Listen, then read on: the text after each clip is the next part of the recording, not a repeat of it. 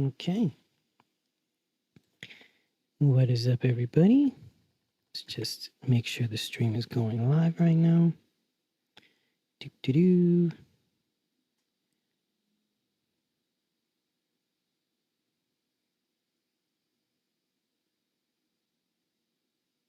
Cool. Let me just check to make sure our audio is looking good. Just make sure the stream is cool. Looks and sounds good. All right. Welcome back, everybody. I know I said I was going to stream yesterday, but I decided not to. All right, so today's stream is going to be very, very simple, probably a short one. It's just going to be mainly focusing on answering a lot of viewer questions that I've been getting lately. I've been getting lots of emails, lots of comments have been being left, and I just want to really go ahead and just go over some of this stuff. Now, the first question that I was given was a question about patching into hardware, excuse me, was about patching into hardware using the Behringer Wing console. And more specifically, using the Behringer Wing console with an external piece of gear. Now, that is something that's going to be pretty interesting. It's going to be all dependent on your equipment that you have yourself. So what I'm going to do and what I thought would be the easiest would be to simply just kind of create a little bit of a diagram here. So I have a little diagram here of the Behringer Wing and the Midas 500 series lunchbox unit, right? This is pretty simple and pretty easy. We're just going to go about talking about how you're going to be doing this, right? Simple and easy, nothing crazy whatsoever. Now, the first thing to note is, are you using a stage box? Are you using, what's it called? Stage Connect? Are you using, what are you doing? How are you doing it? And from the viewer that I was speaking to, according to his comments, he is not using a stage box, and he's only using 2 of the 8 outputs on the Behringer Wing rack. So the way you're going to do this is you're going to go into your routing tab, and you want to look at your input and your output section. Now, looking at my output section, you can see that I have PC to USB. That's what you're hearing. I have ATEM tracks and ATEM VO. This is what's feeding my multi-channel recorder. I have an ATEM Extreme ISO. That's whenever I do videos for the channel. Now, on my local I/O, I only have the tracks and the VO. I'm actually not using any local I/O whatsoever, but let's pretend in this case that our wing is having our mains on 7 and 8, which is what we do for most live events. But for most people who are using a wing for the studio, they are definitely doing this just by using their 1 and 2. So they'll probably use main outputs 1 and 2, and that'll be their left and right. Simple and easy so far. The main question is, how are they going to get patching into a piece of hardware? Now, there's multiple ways of doing this, but the way that the viewer wanted to was using a hardware input patch. So I have a session here, and we're going to create a hardware input patch. Let's select, in this case, we'll do effects rack 9, which is the first standard effects rack. And we're going to instantiate a effects rack using the external insert. This is going to send a signal from the wing out into the real world and then back in. It's basically just a loop. If you've used like a pedal board or an amp modeler, it's an effects loop. Cool. So next is we're going to have to find a way to actually allocate this. So the easiest way to control this is by just selecting a channel that you can allocate to have the insert. So in this case, we're going to put it on channel 14 just for now. And we're going to be able to turn this on and kind of decide how we're going to do this. The first thing we want to do is set our latency to 0, just because we don't need it. And this is where we're going to decide, do we have mono, stereo, or mid-side processing? Now, if you're using a piece of gear like a microphone preamp or something like that, go for mono. If you're using like a reverb or like a stereo bus processing chain, go for stereo. You're going to want to choose your source that's going to send to and from. So you're going to go to send, and you're going to see this is going to take you to your output tab. This is basically saying, hey, the wing is going to choose 2 outputs to send. And this is where you're going to have your local outputs, your aux outputs, your AES50 or AES EBU, which is your stereo outputs, and then your AES50, which is going to be A, B, C. And as you see here, I already have something on A and I have something on C. C is my secondary console that's over there. And A is usually connected to my stage box. Now, because this person does not have any stage boxes, they're going to use their local outputs, which means that you have a total of 8, probably 6, maybe 4 if you're using multiple speakers. And what I would recommend is just use your next outputs. So if you have your mains on left and right, 7 and 8, go for 1 and 2. That's usually what I do. So in this case, we're going to do mains 1 and 2. And we're going to go to local outputs, mains 7 and 8, and then local outputs 1 and 2 will be decided to be my inserts. We're going to select source group. I'm going to go to effects send. You'll notice that every single one of these is stereo. Effects 1 left, effects 1 right, and this goes all the way down to 16. So you're going to have 32 slots. Now, keep in mind, which effect slots are we using? We're using 9. So we're going to go to 9, and then it'll automatically take us here. Go to effects 9 and 9, left and right. This is coming out of output 1 and 2 of the local I/O of my Behringer wing. And then we need to select our returns. We're going to go back to effects, click here, and this is our return. Now, in this case, we're going to use the local I/O.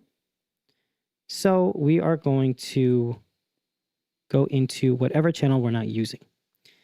For the most case, if you're using this in your studio, the Behringer wing is most likely just going to be using your first several inputs for your microphones. So we can say we'll do input 23 and 24 in stereo, and that'll be our return. Now, when we turn this on any channel we instantiate this specific effects processor to, it will automatically send those signals out. So if you want to have this on a bus for, let's say, reverb throws or whatever, you'd put it on here, set it up and turn it, and then you can send it to your piece of gear and then return it back in. Keep in mind that this is very specific to the hardware that you're using. The Behringer wing has 1/4-inch outputs, but they are actually not line level. If you see this, these are powered headphone amps outputs. This is going to be a stereo output using a TRS cable, and it's going to be using the headphone preamp. So it's going to be very loud. You're going to want to have the XLR outputs, which are line level. And if you have a XLR to TRS cable, that is fully balanced and you don't have to worry about any issues. So this person, this viewer, has a Midas Model Legend L10 or whatever. It's basically a 500 series lunchbox. And as you see, they have XLR inputs and outputs. So if we take a look, we have the outputs, the aux out, the aux in, and the local inputs. So if you're going to go into, let's say, a reverb unit or let's say a preamp, what you're going to want to do is, since we have set up our routing to be outputs 1 and 2 locally and returning on 2324, we can get an XLR cable, and we are going to, let's see if we can color this in. We're going to go out of 1 and 2 into 1 and 2, or into whatever unit you want to go into its input. So out of 1, look at this amazing coloring right here.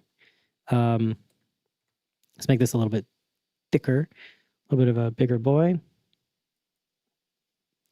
We'll make this little bit bigger. So go out of 1 into here, right? So what output is that? That is output 2. So it should go into input 2. Then we're going to go into the input 1 and go out of the output 1 of your Behringer wing. This way, your console is feeding its outputs into the input of the 500 series unit. And then to go back, you're going to go out into the in. So output 1 is going to go into input, let's say 23. And then output 2, let's actually change the color of that. Let's make that red. Nope. Let's make that, let's make that like this color. Oh, honestly, I've never used this new version of the software, so I guess it's not really being nice. I want to do a pencil tool like that. Okay. So we're going to make this go out of 1 into 23, out of 2 into 24. This is going to basically be our loop in and out. I do not know why these are not, oh, because this image is above this. There we go. And then we can select these images and we can change their colors. So we'll change these colors to be not this weird thing. I don't know why it's doing that. But we're going to want to change these out. So let's do the stroke settings. I don't know. You can't change it. Oh, there's a color. We'll make these yellow. And you can see our inputs and outputs. So our output of 1 is going into the input of 1. Output of 2 is going to the input of 2. Output of 1 is going into 23. And then the output of 2 is going into 24. This is going to give us a loop back. And it's going to be how we're going to get signal back and forth into the signal chain. The way we're going to do this, so I can show you how this works, is going to be a little bit different because I do not use my local outputs. So instead, I'm going to select AS50C, and I'm going to go for 9 and 10, and I'm going to go for effects in 9 and 9. We're going to go back to our effects, and we're going to come back in on, let's say input 1. Cool. We're going to make this mono. So we're just going to have output 9, or basically output 1 of that coming back in. Now we're going to set that up. Now I am using a patch bay. So what I'm going to do is insert this onto my effects chain so you can see it. And let's take a look. So my voiceover should be right here. And you won't actually hear any change because you'll see my tap point is actually before the effects insert. So it's going to be perfect for us to monitor and view. I'm going to hit OK. And I should now see signal. And the best way for me to test this out is to open up my X32 app, because I have my X32 connected over there. And I should be able to see if I'm getting signal or not. So let's go here. Let's open up the X32, and we're going to connect it, mixer to PC. And yeah, if we go to our meters, we can definitely see something coming in to 1. All right. So that means now I'm going to go to my patch bay, grab a cable, and we should be coming out of 9 into, let's choose my Joe Meek.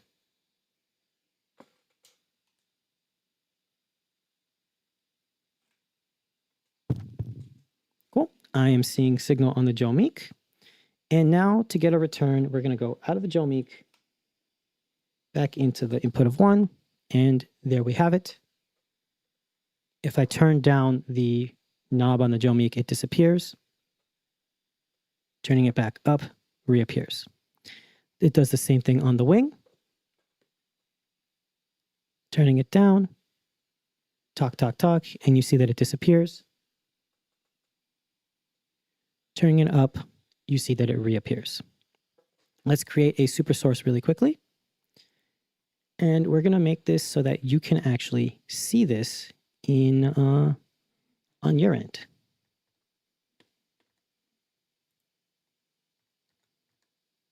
So give me 1 second. Let me just adjust my super source. And I want this to be 4 and... No, it's fine. Okay. I actually don't need the super source because we don't need it. All right, so what I'm going to do now is I'm going to use my NDI tool to webcam to show you. Let's turn on the NDI webcam. Let's take a look. Cool.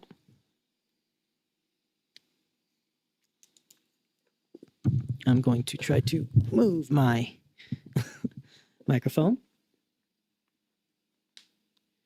And we're going to switch really quickly to my phone. All right. So see you hear the Joe, you can see the Joe Meek right here. If I bring down the knob, I'm no longer getting signal, but I am getting input signal.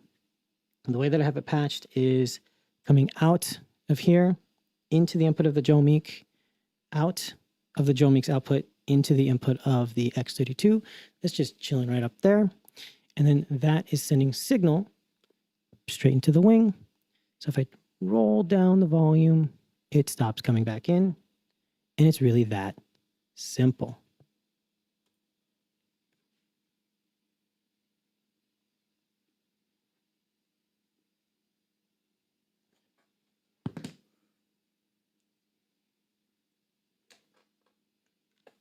Yeah. Got to get myself back in place. All right.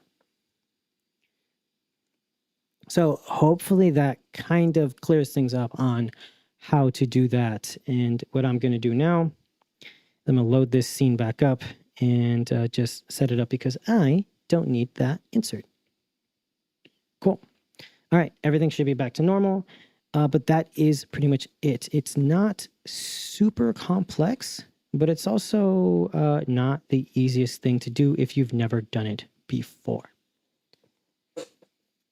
Now, looking back at our little amazing Photoshop, you can really see how this is kind of being beneficial here. You're going to basically patch your way out. So if we do a super source, and let's actually change it now. How do I change it? I got to go here. And I'm going to just change my super source really quickly so that you can see it. Box 2. Camera 2. There you go. All right. I'm going to move me. And you're going to see. So we're coming out of the wings outputs right here. So out of 1 into the input of 1 or 2, whatever piece of hardware you want to use, out of that hardware into whatever return you want to choose. If you want to keep it 1-to-1, it is pretty ideal unless you're used to doing complex digital routing. I do it all the time. So your new routing tab would be your local input 1 and 2 would be your returns, and your sends going out would be your effects send. Going local outputs, let's say we're doing effects send 16. Boom. So be coming out of here and then back in on 1 and 2. When you do that digitally through the external input, you would just then set it up to go like that. So it would be, in this case, we are using effects slot, what is it, 10. So outputs 1 and 2 local out would be 10. Boom, boom, boom. And then the return would be 1 and 2 locally coming into or coming out from that unit. But that's where you can get really confused is you're coming physically out of 1 and 2, but you're using effects slot 10, right? And that's where it can kind of be a little confusing. I will admit that doesn't make a lot of sense if you're not used to using patch bay and digital routing. It can really, really get complicated, but that's where you really have to just pay attention, because that's just how it is doing patching, even inside of like Studio One or inside of anything. You have to remember, what is your effect slot? Effect slot 10, that means your outputs are coming out of 10, going out of the local outputs, and then they're going to be returning on whatever physical channel you're going to be using. In this case, look, I can see it coming in here on C, 19 and 20. That's just my console over there. And it's really that simple.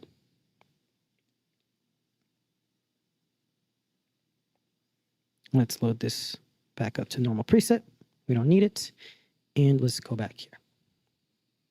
All right. So the next question that I'm asked quite a lot, I have a list, by the way. Let's look at my list. The next question that I'm asked constantly is talking about understanding AES 50. So AES 50 is the protocol that Behringer and Midas use to connect to stage boxes. Now, digital AES EBU is actually just using a AES cable, which is just like a specialty kind of XLR cable that sends the left and right through that one cable.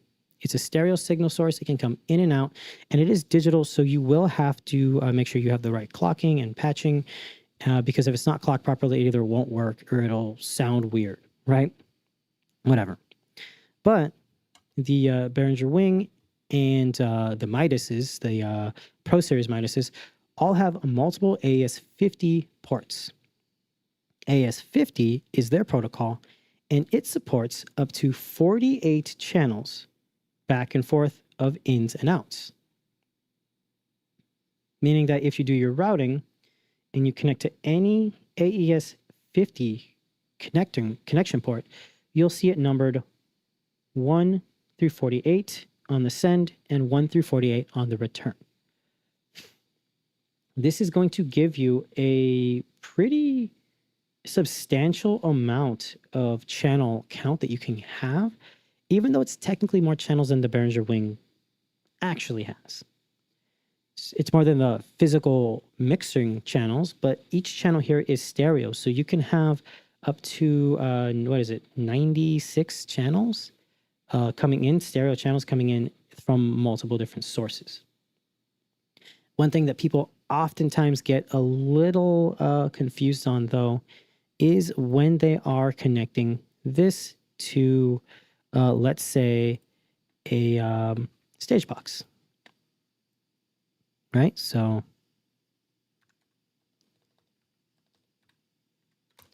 let's just take a look at a couple of stage boxes from Behringer, just so that we can have a nice understanding. This is the S16 stage box, but this comes in multiple different sizes and platforms. So the way that these stage boxes work is each one of these stage boxes has a set channel count.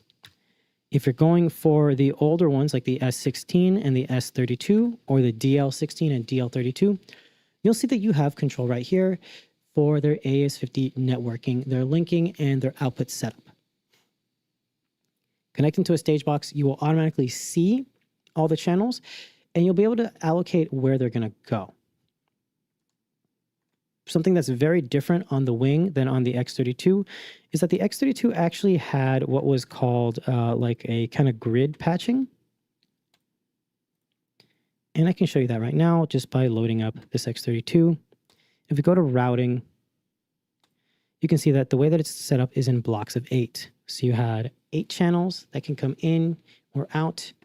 And if you wanted to do something specific, you'd have to do a block of 8 using user inputs, which would allow you to get specific channels from specific uses or specific channel counts. So do input 1,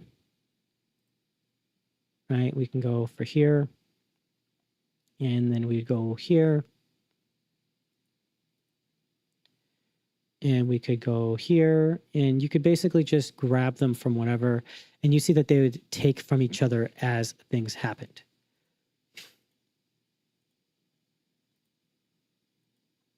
This was very, very kind of clunky and had a lot of like people getting confused at times. Whereas on the Wing, its patching kind of works like the Yamaha's patching, where you can just tell it, hey, on my input side, let's go to local inputs for my channels. And let's say channel 25 through 32, I want them to be AS50, 47, like just random channels from any source at a time. Keep in mind that the way that this is whatever section you're on is going to be on your left and on your right. So your input section is your left. Your output section is on your right. So your source, your local outputs here, right, is here. And then if you want to select it, now its source or its output is on the right. It's confusing this way. It honestly is very confusing. And I can understand why this is something that kind of bothers people quite often.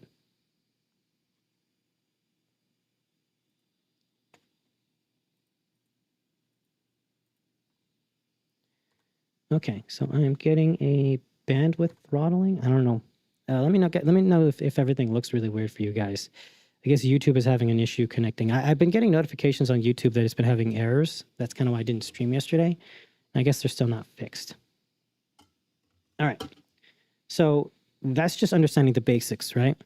Well, what about the stage boxes themselves? So the stage boxes are programmable. And if you're using the S16 or the DL16, you're going to have this thing where you have to hit the config and you use the little knob right there, and you're going to be able to tell it to be is split, master, headphone amp locked. And it's going to also allow you to do the 1-to-1 or like 9-to-16, stuff like that. It's going to basically batch it down. So the first 16 channels will get the first 16 inputs, or if you batch it down to the next one, the first 16 channels on here are actually going to be getting sent or received by the next bank. So it would be 1 through 16. If you go past the 1-to-1, it'll be 17 through 32, and you go past and it's 33 through 48, and so on. The S32 or the DL32, on the other hand, are significantly different because they do not have any patch control. It'll just detect itself, and if you daisy chain, it'll automatically add whatever's next in the series of the line. But keep in mind that it doesn't matter how many stage boxes you have, you will not be able to go past the natural 48 channels of inputs.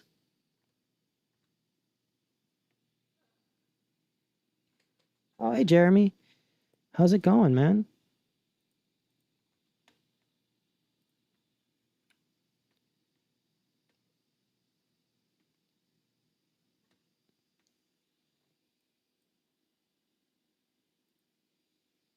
How's it going? I guess the YouTube's been having an issue with connectivity for the past couple of days, so I was told not to live stream by YouTube yesterday, so I'm trying it today, but I'm still getting glitches and errors.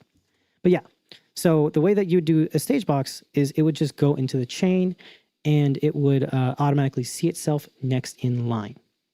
Now, if you're going to be connecting multiple stage boxes together, it is very much recommended to know your patching. So let's say I have an S32 and a X32 rack on the chain. Because it is within 48 channels by 48 channels, you will not get any type of dropped or lost signal. And the good thing about having like an X32 rack is it allows you to actually choose the patching properly. If you are on the other hand doing something like using a bunch of S16s, you're going to have the problem where if you have two S16s and a S32 or DL32, you're going to lose inputs and outputs because it cannot actually facilitate that many channels. So you're going to be band limited. You'll be able to have all the outputs, but you're not going to be able to have all the inputs. And that is something that's just inherent and natural with the way that AS50 works. So it is limited to 48 by 48. So as soon as you hit the 48 channel caps for the outputs or the inputs, anything else in the chain will no longer be able to be added, or you'll have to actually like scroll through it.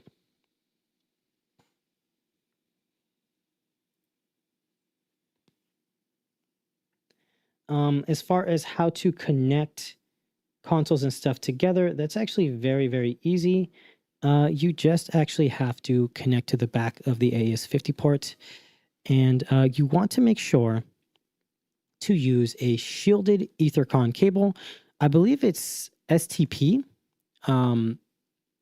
which is a stranded twisted pair or solid twisted pair. You have to make sure that it's the proper one. I forgot what it is on the manual.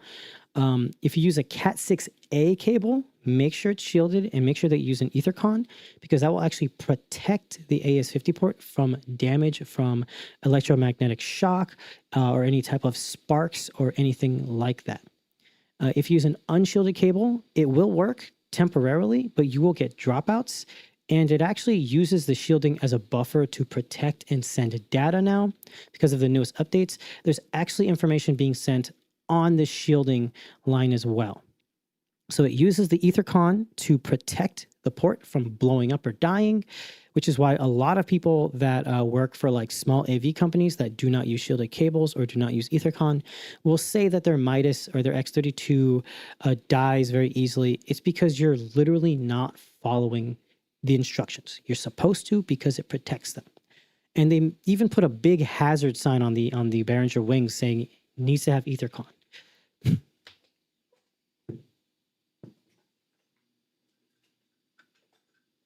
Let me grab an EtherCon actually really quickly.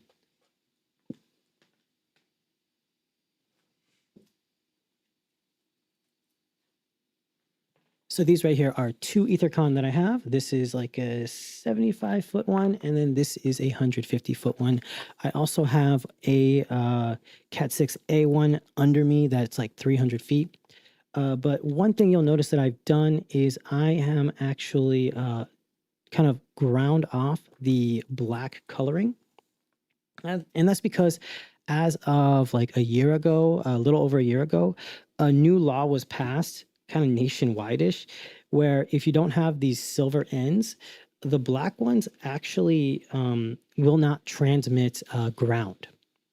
So what I've done is I've gotten all of my ones that have black paint and I've ground it off, and then I use a multimeter to make sure that it detects continuity between the actual shielded section of the cable and the shielded EtherCon. And you can actually see it, for those of you who don't know the difference. The shield is this shiny little metallic part, and the actual thing that is kind of grounding is this ground wire right here. You can kind of see it, and you want to make sure that your cable, when you buy the cable, you test it with a multimeter to make sure that you are getting continuity between the entire line. If you don't have continuity between the entire line, you will get dropouts because it is not truly shielded. And just because you add that metal end, if you do not have a ground wire to connect to that, it will not be shielded. It's just going to have a metal tip at the end. So the RJ45 or the RJ45 EtherCon jack, make sure it's metal. Make sure that if it has black coloring, use something to grind it. Use like a sandpaper to grind it off. Test it for continuity. Once you have continuity, it will connect to the ports on the back of the wing or the X32 or the Midas HD96, and it will protect it from electromagnetic shock so it will not break. It will also use the grounding on the actual cable to transmit data and give it kind of like a more sustained signal, which is very, very important.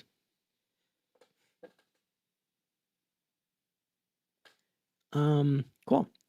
The next thing is like, let me see. I have a list again. Let me see. So stage boxes. Oh, how to connect stage boxes. I kind of already went through that. But one thing to keep in mind is if you have only one stage box in the signal chain on the Behringer wing, you can use any of these ports. My X32 is connected to my AS50C right there. And you guys saw when I did earlier doing the patching into my pieces of hardware, that it works. It works totally fine. And a cool thing with the X32 and with any other piece of gear, you can actually see the AS50 port with errors and corrections. And one thing that I've always noticed with the X32 or the Midas M32 is because they're older, they get errors just by turning them on. Once they get turned on, you can clear that and you won't get any more errors if you're using a properly shielded EtherCon, which is within the limit. If you need something that's going to be longer than the, I think, 80 meters that Behringer and Midas recommend, you're going to have to go for something like SoundTools. SoundTools makes an amazing cable that can go like, I tested it to like 400 feet and we had no dropouts and no error detections. But that cable was like a couple grand. So it's not really worth it for me. Instead, look for the proper connection type. I think it's STP. And if you have a Cat6A, specifically with the A, those can go to the full like 250 to 300 feet because they have better shielding, better grounding. Everything about it is designed to have a long length. If you're going to go for a Cat5E, which is the normal protocol, stay within the 250 feet. If you go for Cat6, just normal Cat6, I have actually noticed that normal Cat6 does indeed have issues at longer lengths. It's just really dependent on the cable and the specs of the cable. If you really want to find a detailed overview about stuff like that, go on the Dave Rat YouTube channel. He's a guy who owns SoundTools and he owns Rat Sound. He actually has done a pretty recent video testing out the newer cable. The cable is amazing, but it's extremely expensive. Just 50 feet of it is like $300. So it's not worth it if you don't have a big budget for the events that you're doing. What is the next one? Oh, phase and time alignment. So this is something that I've been noticing on the Behringer Wing user groups and on some latency videos that I saw today. People are under the impression that the Behringer Wing is out of phase with itself whenever you have a channel set up. And that's just wholly and completely untrue.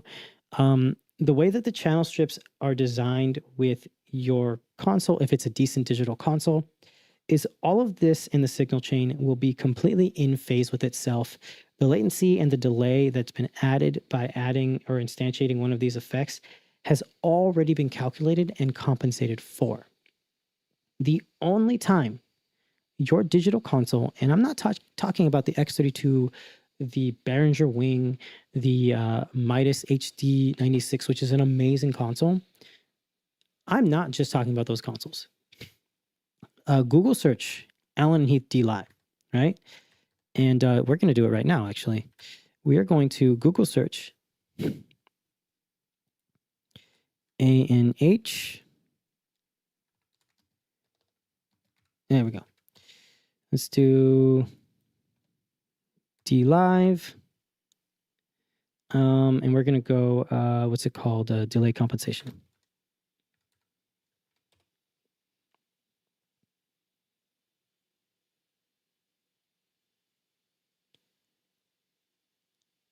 Here we go.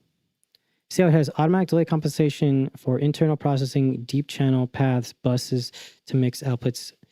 So that's already calculated on the Allen and Heath D Live.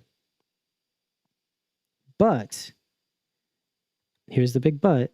It's not calculated on external inserts, insert rack effects like pitch shifters, or complex bus-to-bus routing like group-to-group. This requires manual delay. Manual delay. Many people misunderstand, get myself out of there. Many people misunderstand and misread the manual, thinking, hey, the Allen and Heath can do it. No, it can't. No digital console does that. How about the Digico?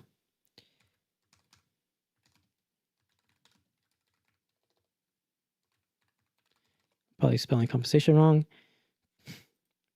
The Digico famously lacks automatic delay compensation to offer maximum routing flexibility, requiring users to manually manage timing by aligning parallel paths like input groups to masters.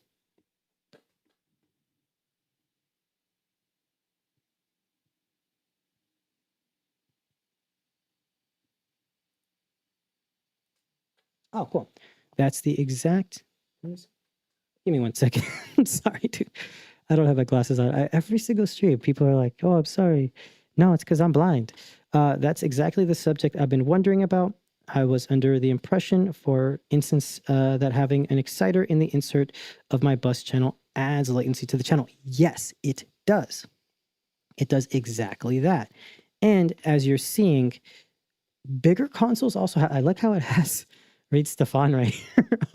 It has nothing to do with it, but look, no automatic delay compensation for the Digico. And the Digicos are like the big boy consoles, right? Why? Because it gives you ultimate flexibility, complete control, lower fixed latency, right? You can apply it, but if you see when you do insert effects, it actually adds more latency, and that's all consoles, right? The D-Live did it, right? So the D-Live could do it. That would mean that so will the Yamaha, correct? So let's go for, let's look up DM7 delay compensation.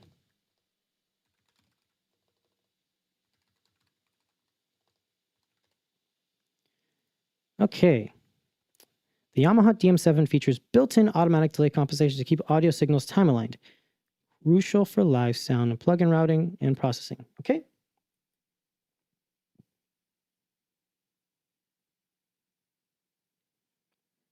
Cool. So that says that it does that, right? That's really cool. With rack effects. Now, I have not checked this, right? For the rack effects, for the effects racks, right? The DM7's delay compensation system is designed to manage latencies introduced by the digital processing, ensuring the digital automatic management, all internal processes, right? Insert points. You can insert this effects rack, which will include high-grade reverbs, delays, whatever, right? The console automatically calculates and applies the necessary delay, maintain coherence. This is the only console that I've noticed that does this at this price range, right? The DM7 does do this. I did notice that the CL5 did not do this. So that's probably something that they added with the newer architecture of everything. But one big problem is how much delay does it add, right?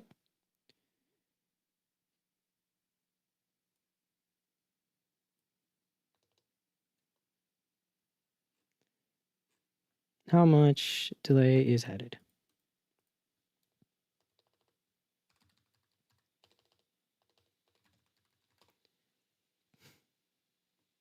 So the Yamaha DM7 console has a maximum internal latency of less than 1.5 milliseconds from input to input, right? System latency. So this is just from input to input, right? But when using this, the internal latency of the rack input, which could be default inserted automatically time aligned. This is really cool. This is the DM7. I did not know the DM7 did this, which is awesome. But one thing is that it adds a delay of up to 1,000 milliseconds for the input delay. This is kind of the problem when you have naturally just automatic delay compensation. Why would you have 1,000 milliseconds of latency on your input? That's honestly unusable. And that's actually a problem that I've noticed a lot of people have with Yamaha consoles. They say that they're slow. And I don't mean the Ravage. The Yamaha's Ravage series is amazing. But I know that the CL5, the QL5, and the DM7 tend to be called slow consoles because when you do a lot of plugin instances on their effects racks, it adds a significant amount of latency to the point where eventually you can hear it and you can feel it when you're performing. That is kind of the problem that happens when you have this type of automatic delay compensation because having something done up to 1,000 milliseconds of latency is insane.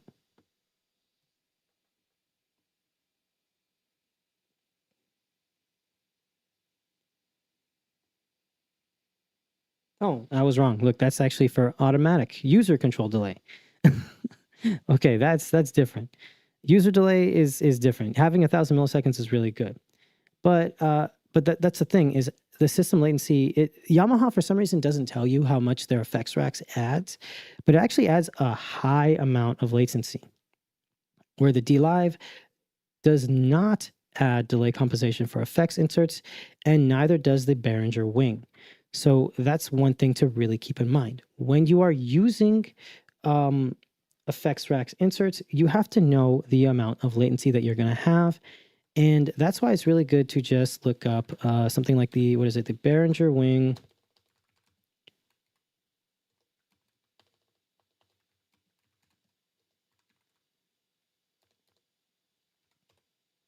Behringer wing effects racks delay. And there's actually like a bunch of stuff. Let me see. There's a bunch of places to see it. Let's see if this PDF opens it up and shows it to us.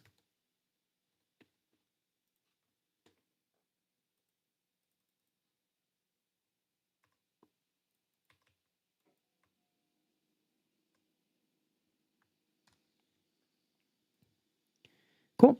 And then we have the wing effects delays right here. And you can see that it shows you by samples. And this one's really cool because it is really, really in depth, right?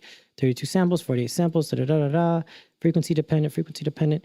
This is where you can know like, hey, this is exactly how many samples, and it's not by milliseconds, which is really, really cool because it shows you that. But you also get this stuff where like the tape is frequency dependent, rock amp is frequency dependent, everything is frequency dependent, or the mastering one is unclear.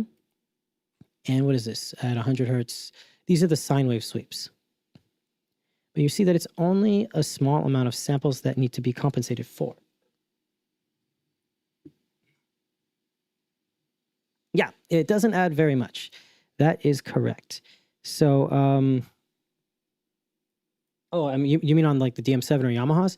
One thing with Yamaha is I've noticed they don't tell you a lot about their latency. They say that Yamaha has less than 1.5 milliseconds of round trip latency. But here's the thing. Yamaha's, the DM7, the CL5s, the Ravage, they use Dante. And a big thing with Dante that people don't really know is that Dante has a minimum latency. Dante's latency will be set at 1 millisecond round trip from one point and then 1 millisecond from the other point. So let's say you have a Rio stage box and the DM7 or the CL5 or the QL5 or the Rio or the Ravage, it's going to be 1 millisecond and then 1 millisecond. So to talk back and forth, it'll be 2 total milliseconds. And then the round trip latency for the console's internal processing is 1.5 milliseconds. So you're going to be getting about 3 milliseconds, maybe up to 4 milliseconds of latency just using the DM7, right? Keep in mind though, that total round trip latency is from the physical input to the physical output. So there is going to be some in between why I'm saying it should be around 3 milliseconds of latency.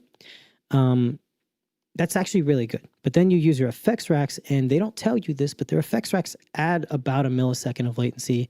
It's pretty big, honestly, because I've measured it before. They're pretty big on how much delay it adds.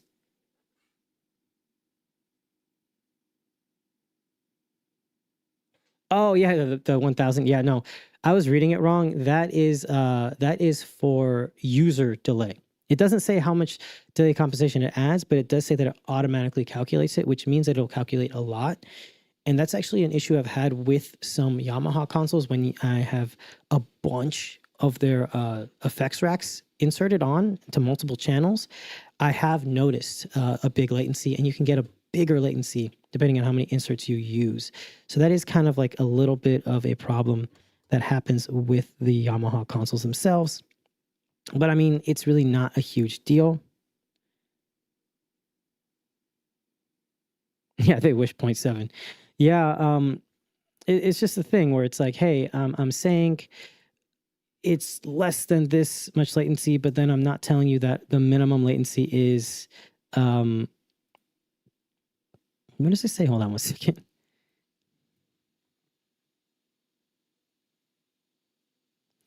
Okay, and on the DM7, let me see. So on the wing, if you have 2 bass channels and one uses the insert effect or exciter, I should delay. Yes. That is correct. You should delay the non-insert channel by 43 samples to align them. That is exactly correct. And let's do that. Let's do that. Let us open up Studio One and let's use this session that we have been using to mix everything on. Let's see if it's still coming into OBS. Yep. Okay. So let's just use these two channels. We're going to use this channel 15. It's going to be coming into USB. Let's do USB 25. And this one will also be USB 25, right? Let's send this amazing vocal. No, let's not do that. That's not nice. Let's do 25 to 25. Solo this up inside of Studio One. So output 25.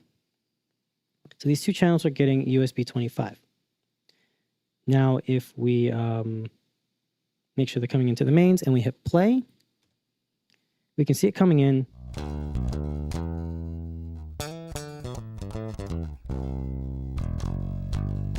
No latency, no delay, right? And if we set these to both have their volumes at -8, and if I phase invert one, we should get a phased, like, null.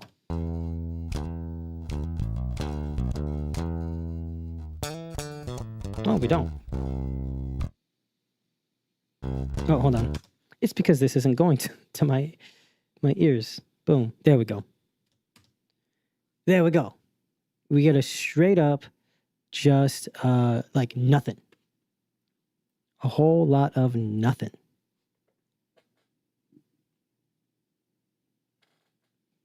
So if I phase invert this channel,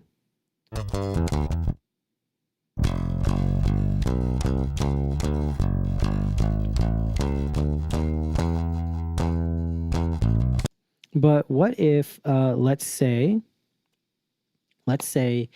we turn on the effects, right? Let's say we want to use the soul warmth on this one, and we keep this one phase inverted.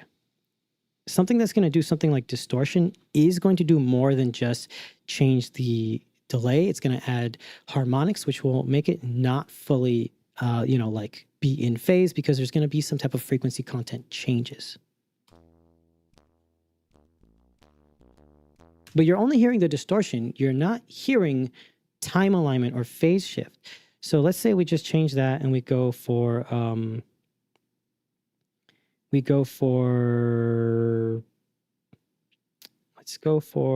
the dynamic section, the dual dynamic.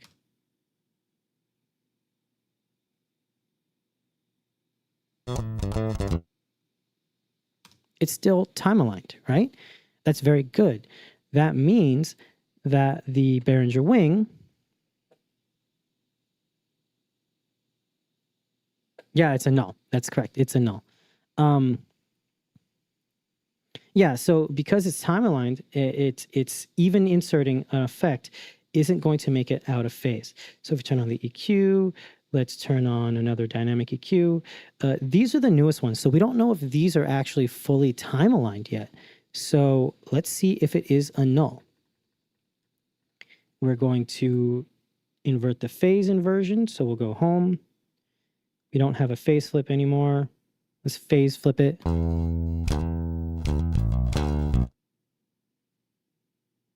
It's still time aligned, right? This one is inverted. This one's not inverted. There's a null, right? I don't see signal. I don't see any signal. And that's the point. People are often saying very, very incorrect information when they say that the effects add latency onto the Behringer wing, and they say that, oh, Midas products and Behringer products do that. No, the console has already measured that delay and has already made sure that it is compensated for per channel. So the processor does not matter unless it's doing something that's doing more than just changing, than just being on and doing something. If you introduce an EQ, of course, this is not going to be in phase with the other one because there's an EQ now. There's going to be clearly a phase change done.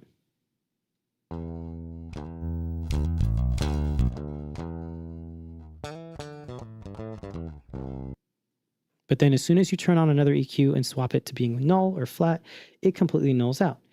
And turning on effect slots on your normal channel strip does not change anything. That's a transient designer. If anything, that's going to do a great deal of change.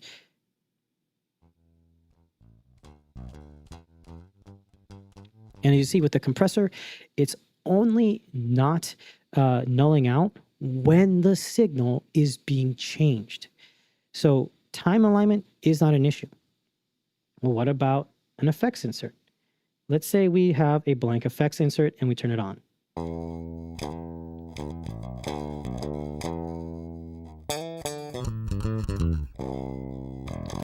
You can hear that it is no longer in phase. It's because just adding an effects insert is automatically taking it and delaying it, because that's one thing with the Digicos and with the D-Lives and with Yamaha. The effects inserts are on a different DSP section where it's dedicated to a higher amount of DSP processing. So it's going to have a little bit more latency. So just adding it into the effects insert and turning it on will cause the signal to be out of phase. So if we have them like this right now, and you see that they're not nulling, watch what happens when we bypass it. It nulls again. So just putting it in that slot will make it no longer be in phase, and you can actually hear it comb filtering.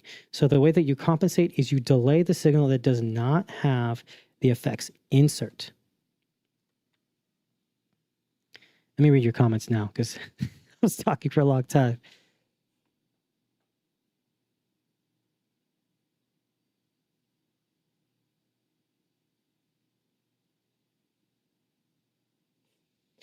Okay. Oh yeah, dude. Sorry, I wasn't paying attention to the.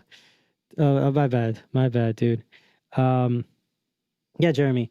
So yeah, so it doesn't matter anything that's in the normal signal chain, right? If I add dynamic EQ, I add an EQ, and I add a compressor that's doing absolutely nothing, it will be completely in phase as long as you don't add an insert as the effects rack. The effects rack will add delay automatically because it has to have it on a different DSP source, and it gets bigger depending on what you do. So let us keep this right here where we have the one with nothing, and we have like this one which has a phase inversion, so it should be nulling. Let's see how much more delay we get added depending on the insert that we use.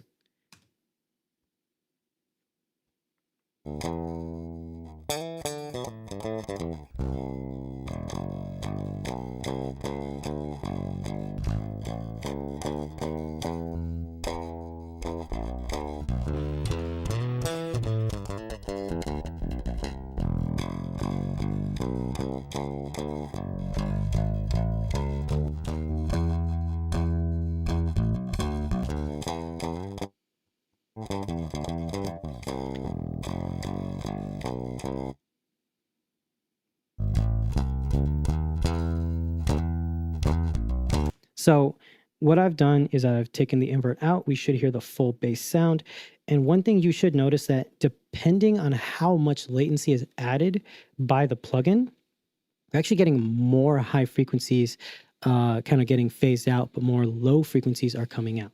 So something with a very low amount of latency, because it's so short, it's getting rid of the low end first, which is why on like snares and stuff like that, you always want to do the phase inversion because you want to make sure that you have the most impact, or else it sounds thin.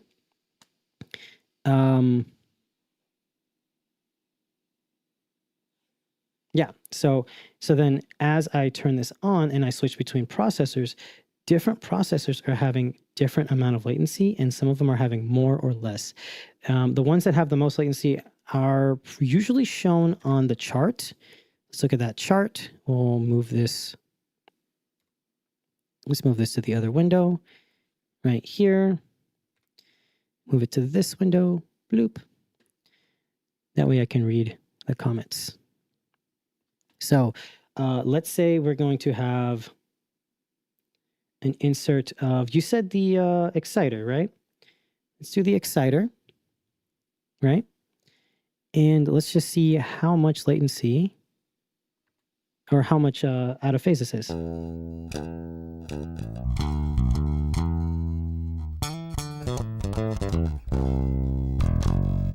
Phase inverted, so it should be completely out of phase. Now, this is going to add harmonics, right? So we don't actually know if the harmonics added are going to make it not be completely in or out of phase. But what we can do is we can add the delay compensation onto the secondary track. So let's go to the secondary track, add delay, have it by samples. And what is this? The harmonic exciter. Let's look at this one. We'll zoom in because I am blind. And let's see. I don't see. Let me know if anyone sees the harmonic exciter. Let's see. Combinator, precision limiter, ultra, and exciter. So it says 43 samples. Let's see if this is correct, because this is an older one. 43 samples. Oh. You know what? This is going to be easier to do on the actual wing. So let me go to the wing. It's channel 15, right? Channel 15. What is it? 43? 43 samples of delay. Oh, beautiful. Thank you, Jeremy. Jeremy, you are like the most helpful. Okay. So let's see if this is nulling now.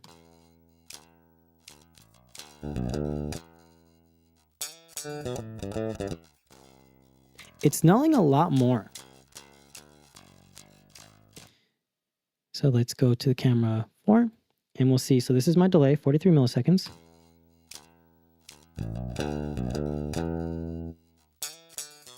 And remember that we should be getting a complete null. So I think it's because the insert we're using is a harmonic exciter. It's adding content. So let's play it and let's mess with it. And we'll see if we get more or less of a phase null.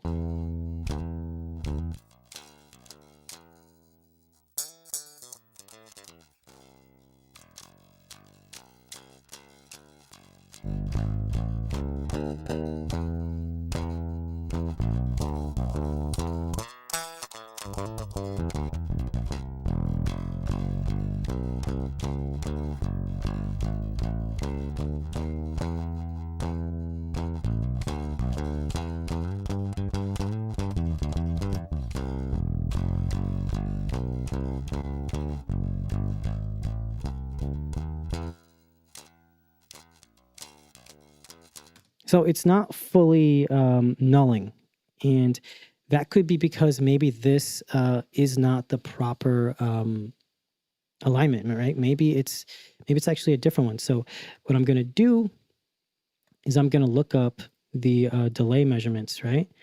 Ring, rack effects delay. Here.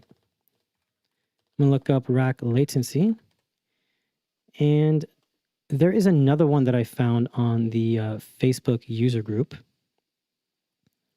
And we'll look at that one. So it's this one right here. We'll grab this one. And we'll see if this one works. This might actually be better, because this one has different measurements. This one's in milliseconds. So let's go for, do they have the exciter here? An exciter, and it says 94 milliseconds. So let's see if the exciter is better. So we'll go for the exciter. Let's go for 94 milliseconds. And that's going to be on channel 2.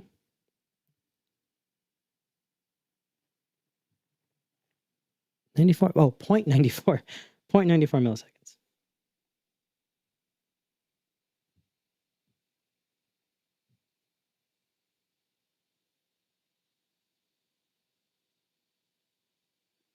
That's actually 45 samples of latency. So that's a different measurement. Let's see if this one's more correct. Oh, hold on. Hold on.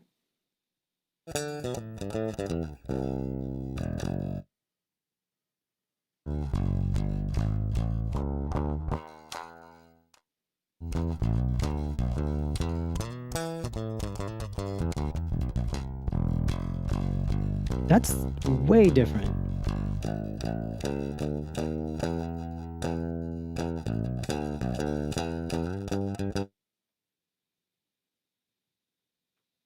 That's nulled.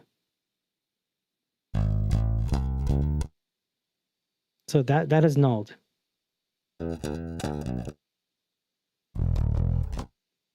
So now that we have the dry signal on and it's only the dry signal, we are getting a complete phase null. It did it. That did it. Hold on. You guys didn't see it. My bad. I forgot to switch cameras. Okay. So the latency is not 43 samples. So look up, if you want to look for the wing delay, you're going to want to look up Behringer wing, what was it? Behringer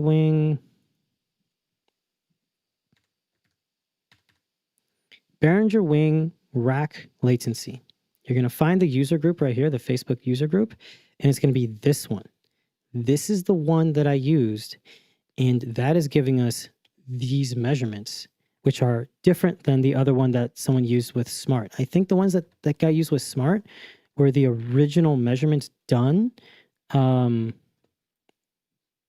I think with like firmware version 1.0. But you see, now that we have it set up properly, right, using 45 milliseconds, which is done by samples. So whenever you're going to be doing it, do it by samples, because it's going to be way more subtle and accurate. If you go by milliseconds, it actually has bigger chunks because you do it by samples. But 0.94 milliseconds, you have a complete null. It's completely nulled, and that's using the exciter. So that's telling me, let's test out another one, right? Let's go for the combinator. This is going to be interesting because this should be out of phase all the time. This should always be out of phase, primarily because the combinator is going to be a multi-band processor. So 75 milliseconds. Let's go into this channel. We'll do 75 milliseconds.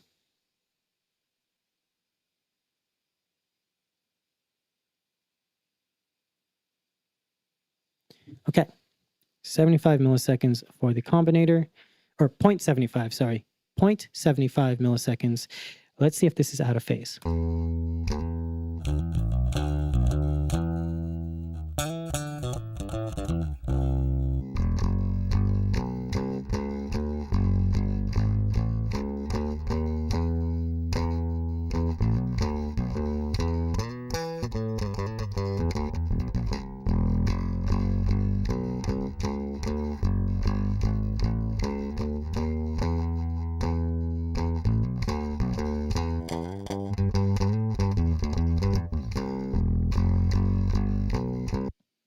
Now, I suspected the combinator was going to be out of phase no matter what, because it's a multi-band processor. And that's just what happens. When you have something that's multi-band, it's going to split the frequencies in different areas and cause phase shifts. So that's something that you should always keep note of. Whenever you're using a multi-band processor, it doesn't matter how you do the delay compensation, it will not be in phase because it physically changes the phase, coherence, and shift of the entire signal. Distortion and saturation, that's different. That's enhancing it, and whatever is going to be out of phase is going to be the thing that is enhanced, but the overall signal will be the same. So, a cool thing is like when you do parallel processing where you have the uncompressed and the extremely compressed, right? It's as long as it's in phase and it's not, doing a phase inversion, it'll still enhance the signal. But if it's out of phase, it's not going to enhance the signal. So let's go for this.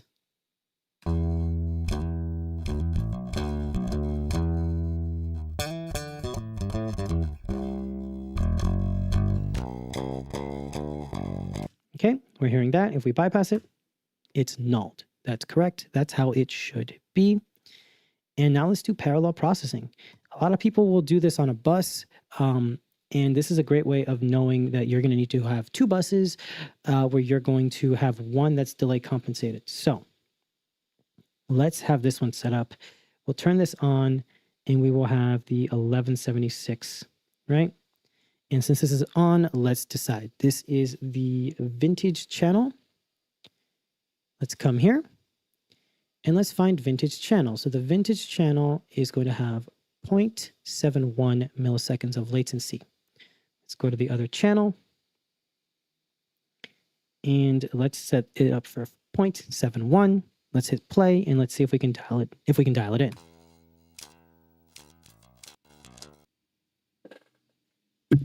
Silence is good. Silence is a complete null. That means that this is working properly, how it's supposed to. So if we invert the phase,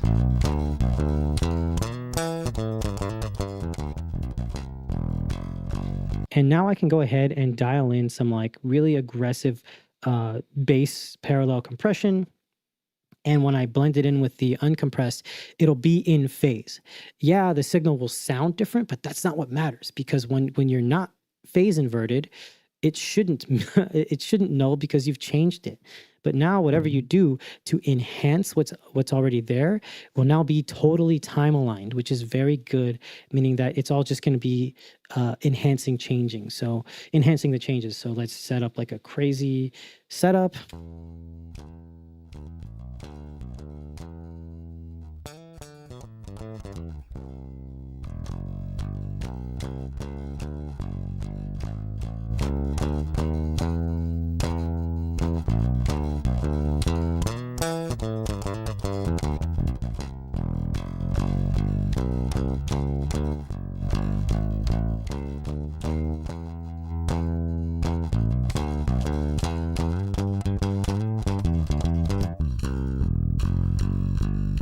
Turning off the delay compensation shows how much phase problems you get because of the latency. Keep in mind that this is under 1 millisecond of latency. So most people will never hear the plugin effect if you put it on. So a lot of people constantly are having this big fear on delay and on latency. And it's not something you have to worry about. 1 millisecond, 0.71 milliseconds of latency on your bass channel is less than the latency you get from being like 5 feet away from your bass amp. Especially if you have a monitor in front of you, it's still going to be more in time than the actual bass amp that's like 10, 20 feet behind you. So keep that in mind. In a live situation, if you are going to be doing an insert like what I do literally every show for the bass, you don't have to worry about that. Give that guy his Sans amp. Tell him, hey, your bass DI sounds cool. Let's not put that on there. Let's put a Sans amp on there, right? And the Sans amp is going to be, what's it called? The rack amp. Well, how much is the rack amp? How much latency is on the rack amp? That should be a higher amount of latency, 0.85 milliseconds. That's nothing. They are not going to hear that latency at all. So if we play the track,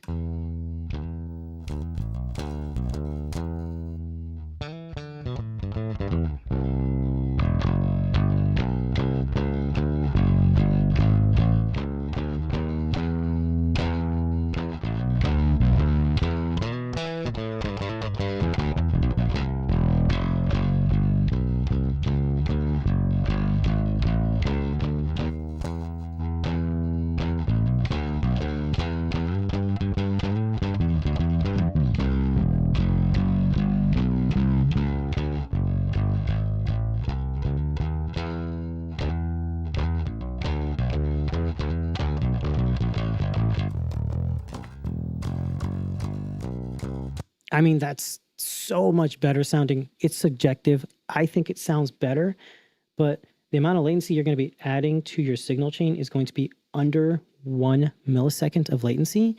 And in my opinion, the artist is not going to be able to discern anything. They're not going to hear any type of latency until it hits like 6 to like 7 or 8 milliseconds of latency. Once it hits about 6 to 7, I have even noticed that I'm hearing the latency. And I would say once you hit about like 7 or 8 milliseconds, it's for sure that you can kind of feel it. I could even say you can get away with it at 5 to 6 milliseconds. You can still get away with it. Anything more than 10, and the artist will feel that. That is a high degree of latency.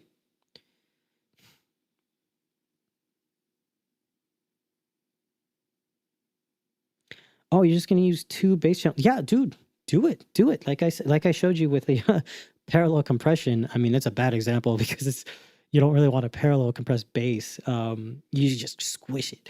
But yeah, dude, as long as it's in phase, and it's just as long as it's time aligned. So I would say, like I said earlier, go and do the Facebook, the YouTube search, and you're gonna want to YouTube search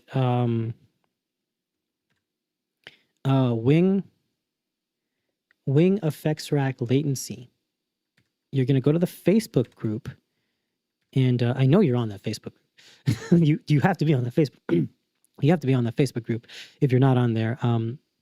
And then you just, it's right there. It's Wing Effects Insert Latency version 1.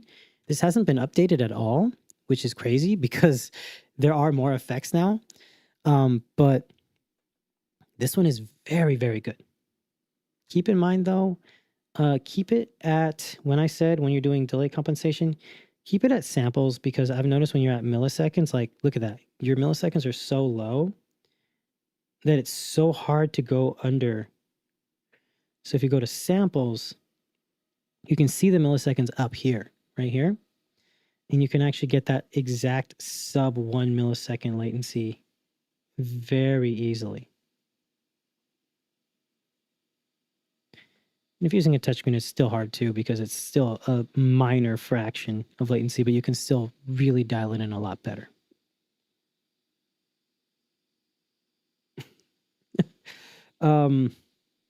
There's lots of effects actually. What's it called? Guillaume Loretti? I mentioned him a lot because I actually got into this because of him. Like I was watching his YouTube videos when I first bought the Wing, and he's the one who I saw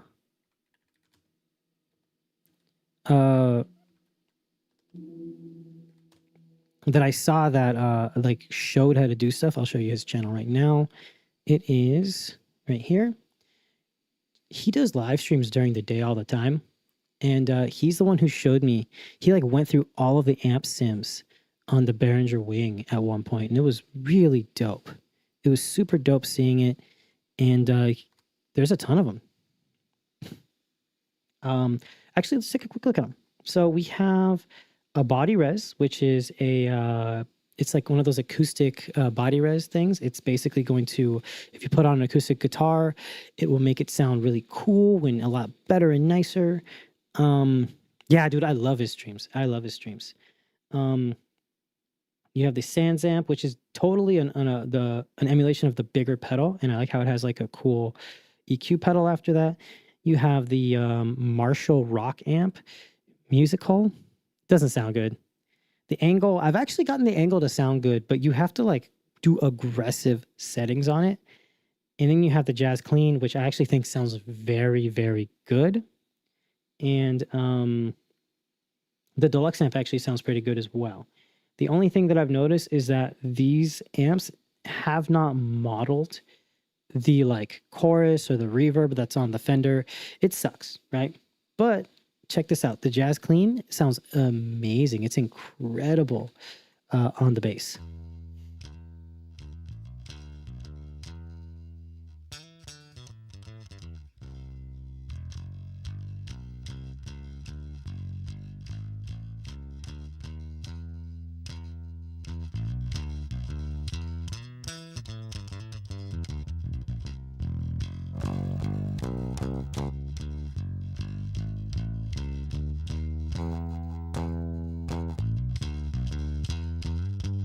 got like that classic tubby sound. And then let's say if we go home and we can change the order of everything, right? We could just say, hey, you know what? After the fader, let's add a chorus. And you do have multiple choruses here on the normal standard effects, but I will normally have to go for a real chorus. Now you can have like the dimension D chorus on the bass.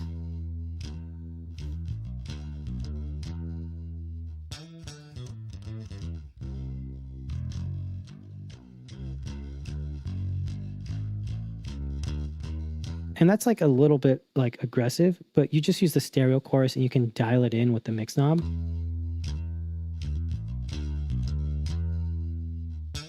Honestly, it sounds good like that. And then you can just go ahead and dial in the stereo imaging.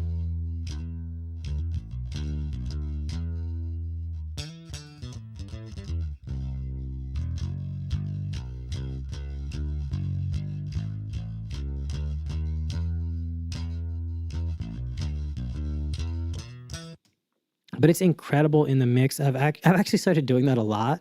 And then for some performances, I'll go for the other chorus, the Dimension D, just because I want to kind of be a dick. But it's really cool. And because this is after the fader, like they're never going to hear it in their ears. So they're never going to hear that chorusy effect, but it sounds really cool in the mix. And even this, I mean, the latency on this, if we look at this, is going to give us the jazz chorus is going to give us jazz clean. It's going to be 1.8 milliseconds plus the normal chorus, which is going to be, I don't even see them. See, this is the only issue, is that I don't think the other effects are in here, but you just have to compensate for that. But you're never going to have to really deal with that unless you would do this on a bus. That's what I would do. I would do the chorus on a bus. Yeah. But yeah, it's a really cool way of doing things. Let's check out some of the other effects. Let's get rid of this chorus. And we have like other amp sims.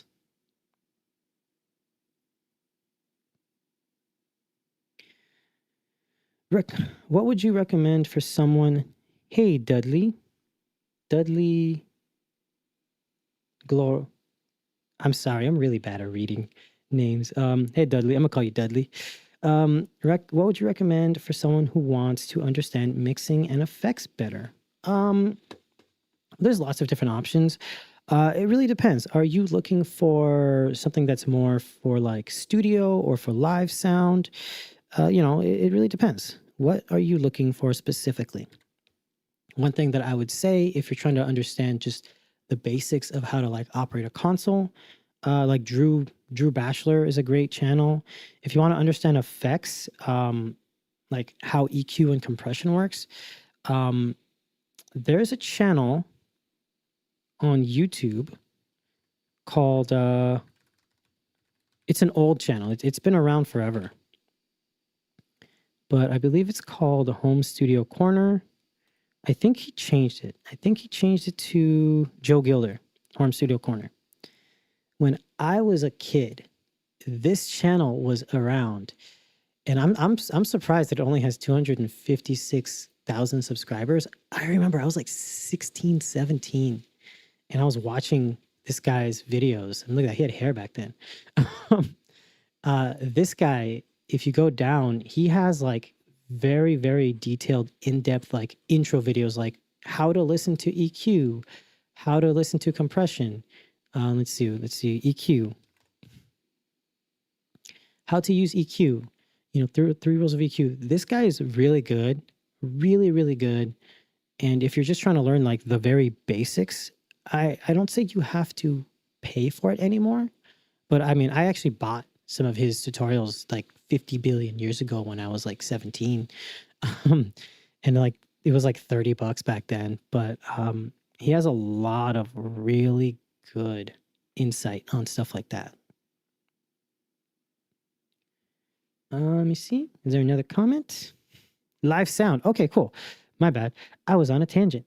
So for live sound, if what you're trying to do is for someone who wants to understand mixing and effects better, I would say, do you have like a church that you go to, or do you have like a local venue? You could always ask if you could then help out and maybe just get like a small part at just being like a cleaning guy or something, and work with the sound team, and you can always try to have them teach you. I would say a church is a better place because churches actually like take volunteers and try to teach them and train them. Whereas like venues, lots of the venue sound guys kind of are assholes. You don't want to teach anybody anything. But a good place to learn how to do basics on live sound is I would say a good channel for that. Honestly, it's going to be hard to say. Most of my experience with live sound has been working live sound and like doing it myself. I didn't really have anyone teach me. It was all just self-learned and self-taught from stuff I learned in the studio. But a really good resource would be to check out like lots of different live sound channels and stuff like that. Oh, Chris Hamill. I was trying to think of his name. I think it's Chris Hamill Audio. This guy, he did a really cool stream on New Year's. But Chris Hamill does stuff like feedback. And he does this pretty easily because he has a venue he works at. Like he works at a specific venue. And he does these like mix worship things, front of house mix walkthroughs. But he has this like, let me see. You see, there's like a video he's done on how to like remove feedback. I can't find it. But Chris Hamill Audio, he has a really good channel that actually goes through stop cupping the mic, lots of cool stuff. And he actually has some videos in here where he discusses how he does stuff, like where he dials in, he's dialing in his effects and stuff like that. It's in here somewhere. You have to really look, but there's like mixed breakthrough, but he has stuff like that. And I would say also just look up people's tutorials on how to dial out feedback. Let me see if there's some guys. There's some guys that I actually do like. Is it not him? It's not him. I'm gonna find the channel and these guys too. Andrew Attaway Audio. Attaway Audio is a really good one. He does a lot of good tutorials for live sound, and I really like his stuff. He works a lot with Churchfront, so I don't always agree with the comments and stuff they say because they kind of hate on a lot of other companies that aren't sponsoring them with stuff. But Attaway Audio is a really, really good one to do. He really knows what he's doing, and it's a great way of learning just the basics.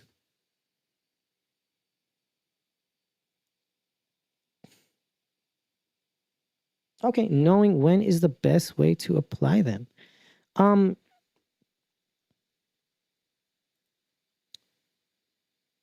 right, man. Oh, Jeremy, thank you. I know you got to go to bed. Go to bed, Jeremy. Thanks for stopping by. Have a good night. All right, so it's just you and me, Dudley. The best way, intermediate to advanced, I understand somewhat the basics, effects, reverbs, delay, pitch correction, de-essing. I know knowing when to best application to use them.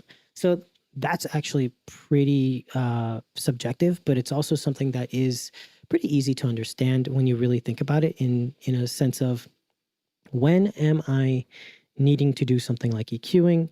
Well, that's when something doesn't sound right. And when it comes to something like compression, usually the best chances for compression or the best instances to use compression is when something is very dynamic. And I can actually show you. I think we could actually go over this old session. I'll just turn off all the effects, and I can kind of show you, because this session is actually a live recording of an event that I actually did. So let's just correct this. The bass is on 19. Going into Studio One. And I'm just going to correct my routing again. And we should have bass on 19. Round me! Cool. All right. Super loud, right? Let me show you a good point of like when something should be done. So this is the live recording of this event that I did. And this is the raw tracks.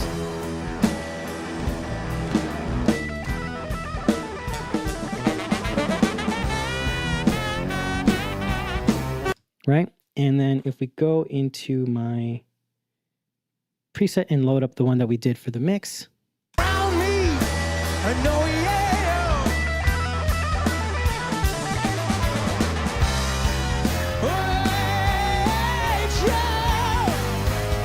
I think it's a night and day difference, but a big thing for compression on learning when to use it and when not to use it is, I think, something like this, where it's a very, very good example.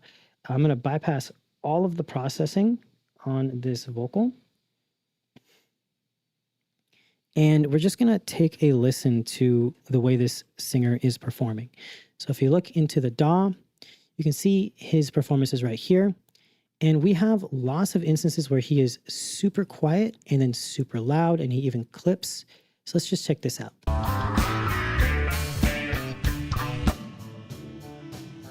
Well, I've been holding out so long, sleeping on my own. Lord, I miss you. I've been hanging by the phone, sleeping on my own. I gotta kiss you.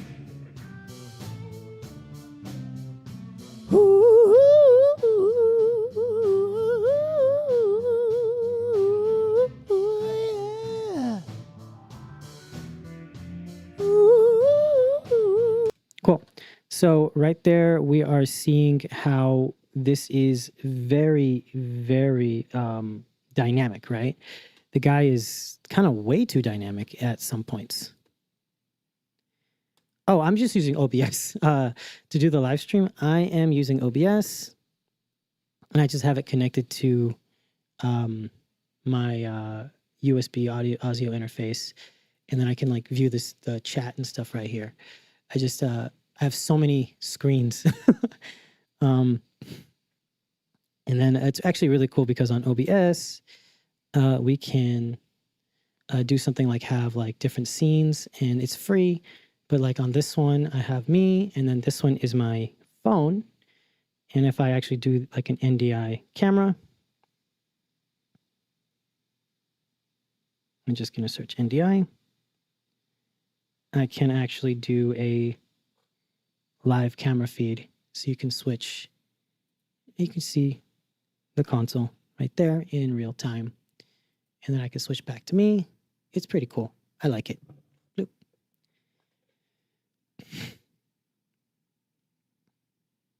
All right, so let's go over, I guess, teaching you how to use compression. So the software I'm using right now for the DAW is Studio One, right? And I'm just having all of the multi-track recordings that were recorded on my Wing play back into the Wing. We have the outputs individually routed. So this is all just exactly how the live stream went, how the event went. So listening to this vocal, we can hear that it's super dynamic, right? Especially like right here, he gets super loud and then he gets super quiet. And fool around like we used to around. So this is going to be a good instance of like when we want to do a little bit of compression. I want to control his overall dynamics. And if we see this on the Wing, I don't know what console you use. Dudley, what console do you have? Digital console. Do you have a Wing? You have an X32? I can kind of conform this to that. But on the Behringer Wing, the first thing I always do as my instances of EQ and compression, if I factory reset this channel, is I actually, let's change this. We're going to put this on the vocal bus.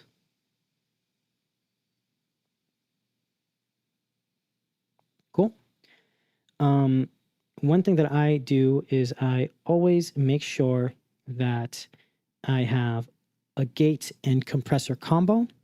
That way, oh, you have a wing. Beautiful, beautiful, beautiful, beautiful, beautiful. So I reset the channel. Let's listen to it now.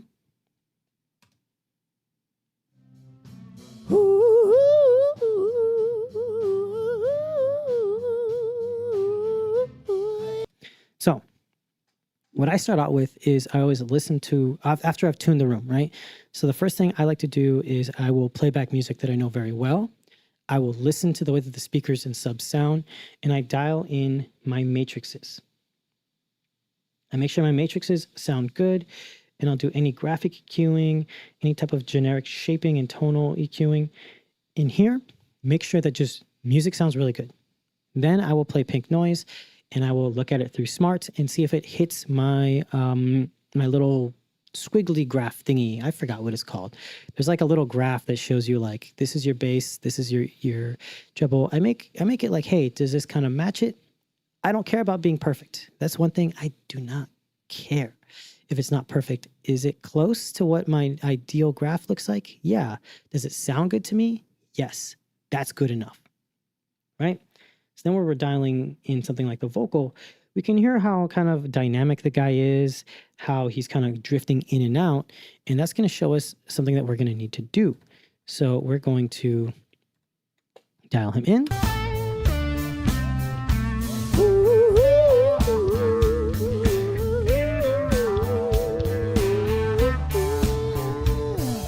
And I'm hearing that right there. They're like, ooh, yeah, he's super, super, super subtle, right? He's very dynamic. So I'm going to choose a gate and LA2A combination.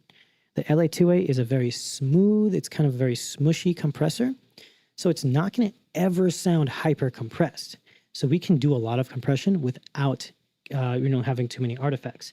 If we do something like the Soul 900, which is a SSL channel strip compressor, this is super aggressive.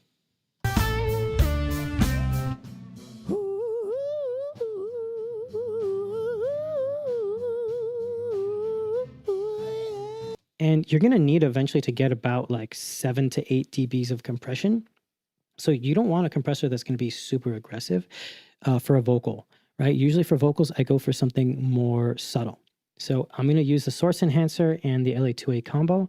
I'm going to use this to kind of gate out noise. So that way I prevent feedback on the monitors. In this case for the stream, we didn't have to worry about it. Everything was on IEMs, but I do this anyway just because it's going to help with the noise.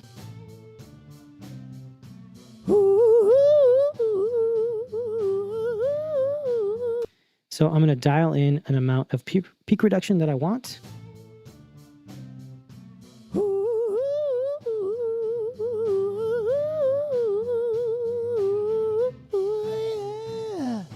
And you see how it's kind of smoothed it out. I listen for a more smoother sounding level of volume where it's like, instead of it jumping out to me, it more like kind of sounds like it smoothly goes up and down in volume. So if we listen again.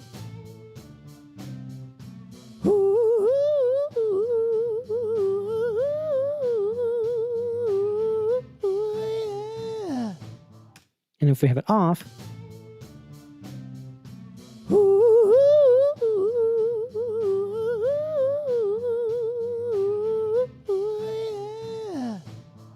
It's just kind of like doing a lot of compression, but also controlling it.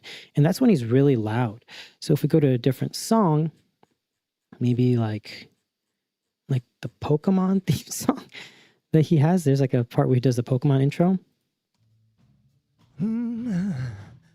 I wanna be the very best no one ever was. Right? It's not that apparent that I'm doing a heavy amount of compression. I wanna be the very best no one ever was. That's no processing. So you can hear how like aggressive that is. So I aim for something smooth and subtle. And I also always start off with a low cut filter. I don't really want all this low end on the vocal. And I like to use a tilt EQ because you're going to be able to shift the frequency spectrum. If he has a very boomy, boxy voice, Doing a little bit of a frequency shift and then cutting the excessive low end is going to help you brighten up the vocal and also at the same time kind of tame the low frequencies so you don't have to dig it out as much with the EQ. I wanna be the very best. No one ever was. To catch them all is my real test. If I bypass all this, I wanna be the very best. No one ever was. see how it's kind of just out of control. So it's really simple, like the concepts. When you're learning how to do like more advanced processing, it's the concepts of what you're trying to do. What am I doing? I'm gating to get rid of a little bit of excess noise, but then I'm also just hugging it with like a slowish kind of compressor where it's still going to allow the processing to happen and control it, especially when he gets right here, like that no one ever was. But it's also like keeping everything in a nice, like even level. I wanna be the very best. No one ever was. I wanna be the very best. No one ever was. I mean, you hear that? Because I've kept the low end in by bypassing everything and because he's so dynamic, it kind of sounds more muffled, right? And I haven't done any crazy EQing. I've just filtered and done a little bit of compression. Now, if I want to do actual EQing, I can dial in more discrete frequencies. But what I would also do is on my next insert, when you're talking about de-essing, on the wing, I wouldn't use the de-esser. I don't actually really like the way that the de-esser sounds. I think that it has a very aggressive spittiness to it. And that's because it's based off of the DBX 902, which was a very, very archaic design. But when it was out, when it was released, this was like no one did anything like this. So it's an automatic detection. It's always de-essing, and it always is just dependent on the frequency. So you're going to get a little bit more aggression. So if we just listen. I want to be the very best. No one ever was. With it off. I want to be the very best. No one ever was. It's always de-essing, so I end up not using it. I use the dual dynamic EQ because then if I have an excessive like low mid frequency, I can, get rid of that. And then I can do some de-essing by just like dialing out the frequency range where we're going to have some S's. And it usually will just kind of during sound check, I'll do this. I don't do this during the show, but I'll boost and set the threshold to where I'm getting a lot of the S-iness. And that way I know where to cut. I want to be the very best. No one ever was. Right, so then I'll dial this back. And one thing that I hear a lot of people complain about when they see like this like 6 or 10 dB cut is they're like, that's way too much. No, dude, I'm going to do like relatively medium release, a fast attack, and I'm going to dial it in with a threshold. I want to be the very best. No one ever was. And now I can come in here and find that muddy frequency and dial that out. I want to be the very best. No one ever was. To catch them all is my real test. Train them is my cause. And now I can just come into the EQ and do some more like surgical stuff, right? I'll have my parametrics set to my shelves of parametrics, and I'll just dial in some frequencies that I don't like. I want to be the very best. No one ever was. And to me, that sounds good. We can maybe get rid of a little bit of excess sibilance. I want to be the very best. No one ever was. To catch them If I bypass all of the processing, I wanna be the very best. No one ever was. To catch them all is my real test. Train them is my cause. and yeah, that's basically the mindset of me breaking down what I'm doing. Yeah, sorry. That's basically the mindset of like that I have when I'm trying to break down what I'm doing when I am doing processing and stuff like that.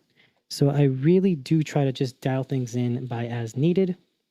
My go-to is a low cut filter to get rid of the mud, the tilt EQ to do some shaping, and then I will use the combo. I always call it a combinator. It's not a combinator. It's the PSE LA combo.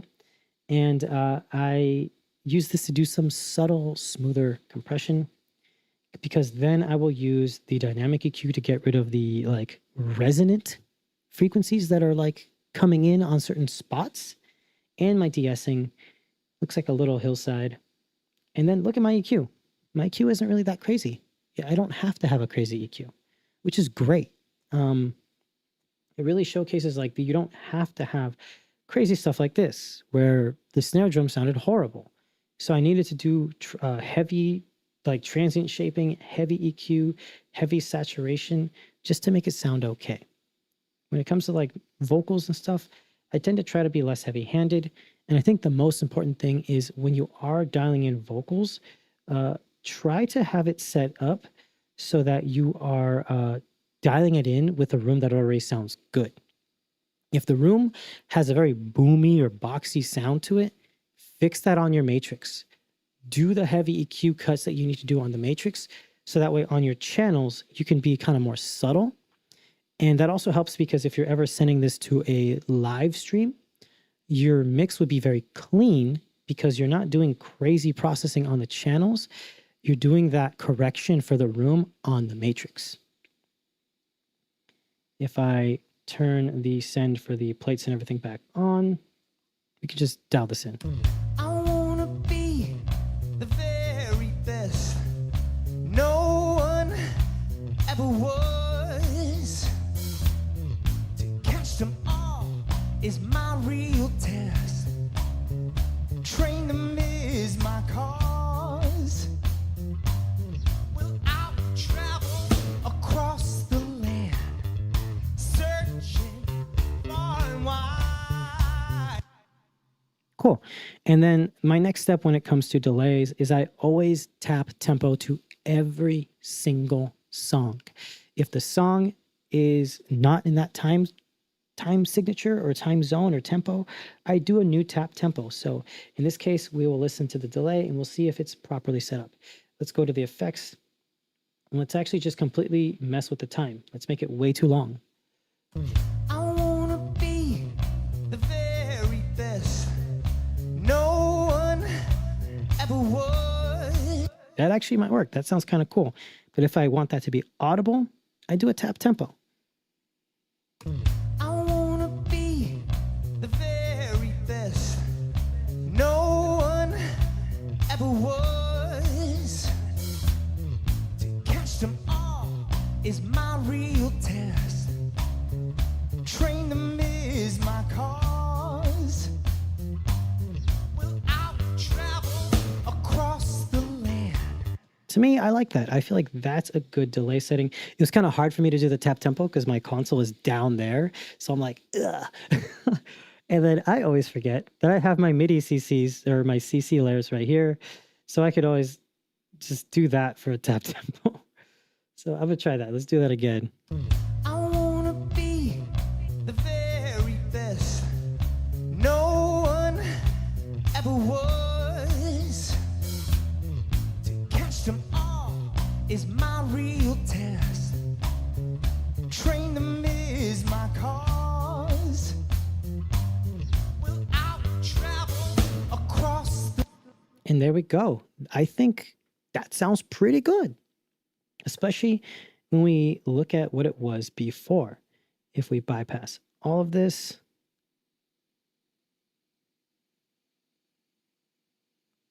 oh, that's the wrong vocal. Let's put all that back on. This even shows you here on the background vocal. I'm a little more heavy-handed with the background vocal because, to be honest, with backgrounds, I don't really care if I am heavy-handed. I like to have background vocals be back here. Right? I like to have my vocal. It looks weird. Doing that looked weird. I like to have my vocal up front. Right? I like it to be audible and up front, and then I'll have my background vocal just kind of tucked relatively mildly a little bit far. I'm making it sound weird. I make my background vocal be my background. I don't want it to be audible where they're like, that guy's out of key. No, just hear it to kind of be there. And then I actually don't mind inserting an effect on my background vocalist directly where I add like a chorus and stuff so that he could be sounding more like in the side. But if we go to the main vocalist and we bypass all of this stuff and bring it back in real time, you'll see what I mean. I wanna be the very best. No one ever was. To catch them all is my real test. Train them is my cause. Well, I will travel across the land, searching far and wide. These Pokemon. Cool. And, you're getting a pretty good mix that way. Now, we can actually go later on into a different song, and you'll see that these same things should still apply. We should be getting a similar effect in a different song. Walking Central Park, singing after dark. People think I'm crazy. Shuffling to the street, shuffling to the beat, asking people, what's the matter with your boy? Sometimes I gotta sing it to myself. I gotta sing it to myself. Ooh.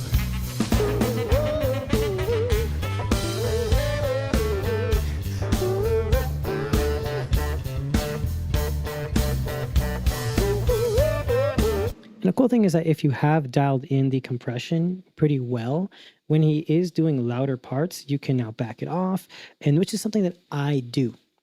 When the song gets more hyped, I always go back to my compression and I dial it back a little bit. Walking Central Park, singing after dark. People think I'm crazy. Shuffling.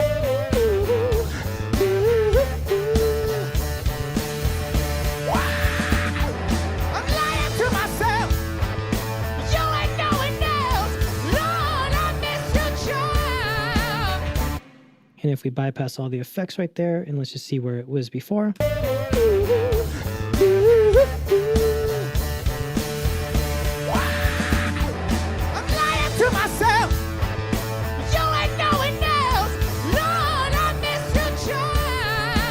Like, that might be cool when he's super loud, but it's a little bit too wild for me. I want it to be in control. Not drastically, but I want it to be in control enough. And I didn't even bypass the low and high cut filters. If I bypass those, it's kind of worse.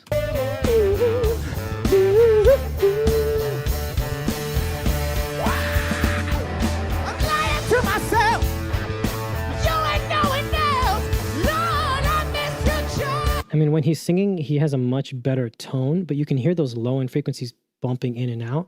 And when that happens in a real sound system, those low frequencies resonating and bumping through will cause either feedback, or it'll make it sound really muffled, or it'll suddenly jump at you, especially because like IEMs, especially these are like the Fosse audio IEMs. I just popped out the ear thing. These have been in my ear for like hours. These things, these Fosse audio IM4s, I've been using these for front of house for like several weeks now, like about a month almost. And I've been using them for live streams, and they're very good to give you a very accurate monitoring. So that's one thing too, is if you are doing front of house, you're not going to have a solo in place for your setup. You're going to do a live, a live solo, so that anything you listen to is just going to go to your ears. But I would recommend getting a very honest set of in-ears. If you want to take my recommendation, I really like these Fosse Audio IM4s. I've been using them for a while. I was sent one for free. I ended up buying a second pair. And I also have a link on the stream. If you look at the products, it's like $100. It's $200 if you want to buy it with the DAC. You don't need the DAC, but get something like this. Get something where like, hey, maybe the mix is sounding a little bit muddy in the room and you can't find it out. Pop in your high quality or your very accurate IEMs, solo up the channels, and find the frequencies that you don't like. A really cool thing with the Behringer Wing is you can do this band solo.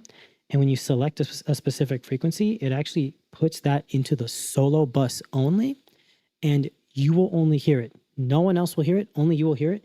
And you can select the frequencies band soloed and just make a tight cue and listen and be like, oh, that's what I don't like. And you can cut that. And the audience and the band, they never hear it. Only you hear that EQ move that you did. It's really cool.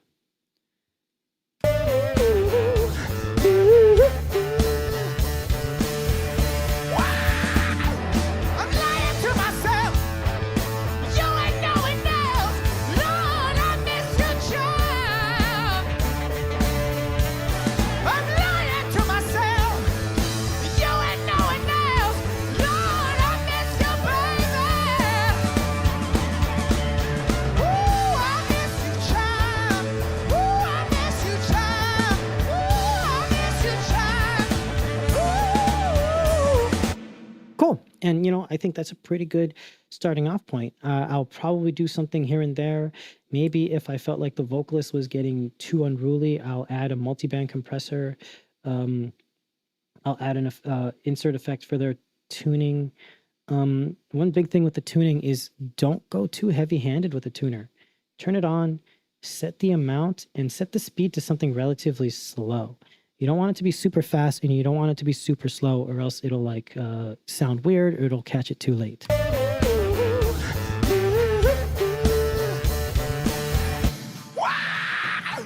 I'm lying to myself. You ain't no one else. Lord, I miss your child. Setting up something like anything between like 25 to 50% amount, and then having a speed at set to like, I'd say 20 to 50 is a good base point. If there's lots of artifacts, you're going to get some issues and some problems, but it's going to be how it is, and you can dial it in as you wish. It's actually a pretty good pitch shifter.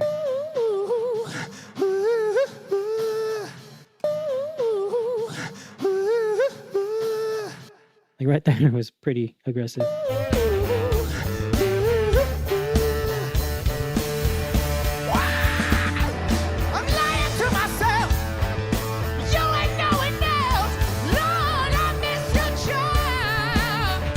And that's a big thing with the pitch shifting or the pitch correction on the Behringer Wing.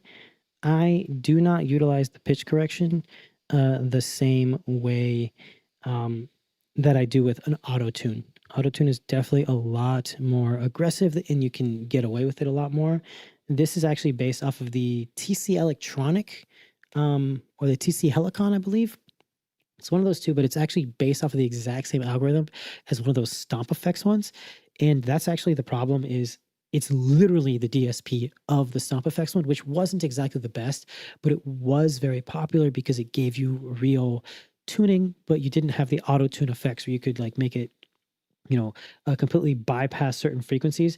It actually just doesn't correct the frequencies you set. So if you're on like a major scale, it'll still let these frequencies that are sharp and flat go through, and it won't correct them. Whereas auto-tune, you can actually tell it to mute those frequencies. And if you get out of the key, it'll snap you back in or push you to the next one instead of having it in the middle. This will just not correct those frequencies, which is good because if they're out of tune there and you don't want to correct those frequencies, it'll push it more to the other side, but it won't do it the way auto-tune does, or it just won't let you be in those frequency ranges. It'll just like be like, oh, I'm not tuning that. I'm going to push you here or here, but I'm not going to like force it out. That's the only big difference. But yeah, I think that should give you a good basis or starting off point on when you are trying to learn or figure out how to do your processing. at least for your vocals and stuff like that. I dial in my compression really dependent on the type of tone that I want and the type of effect that I like. For stuff like saxophone, I will use the Even 88 comp because it's really snappy and it helps with those subtle spikes. For guitars, I don't like to be very aggressive at all. So I will go for the Soul 9000 because it is actually very aggressive sounding, but it's also very squishy. So I set it to like a fast attack, a super fast release, and I just touch up to 3 dB of compression, and it keeps things like very solid without ever getting crazy. And just so people know, Behringer Wing, it uses the SSL 9000 series SSL channel strip as the basis. So the compression is from the SSL 9000 series channel compressor. Their EQ is the 9000 series J EQ, and then their saturation is for that unit, and the gate is the same thing. So if you're ever using the Wing for SSL style effects, and you're like, this doesn't sound like an E or G compressor, or this doesn't sound like an E or G channel EQ, it's because it's the 9000 series EQ and the 9000 series compressor. So that's one thing that lots of people don't know. I do have a video series coming out. It's just really complicated to set up, but I'm going to be showing you and dialing in and being like, hey, this actually matches the 9000 series plugins emulations and not the 4000 G or E channel compressors and EQs. Just something to know. If you're going to use any other SSL stuff, it is not E or G, it is a J. It is 9000J.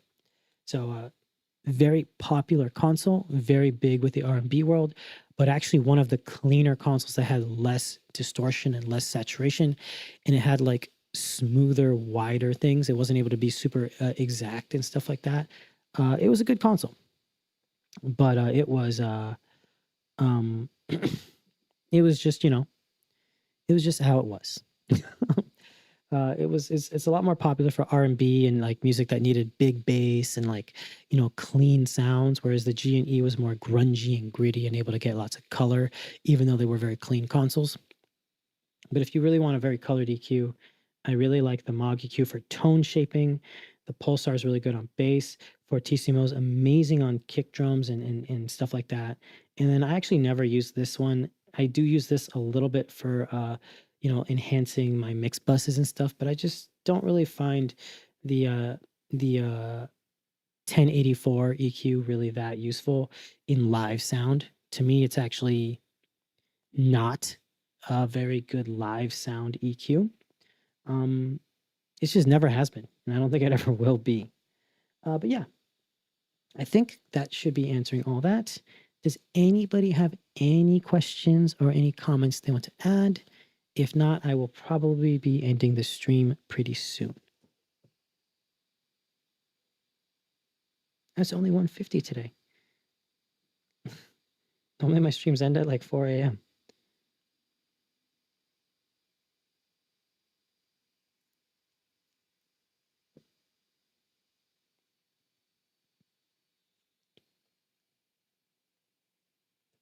Cool.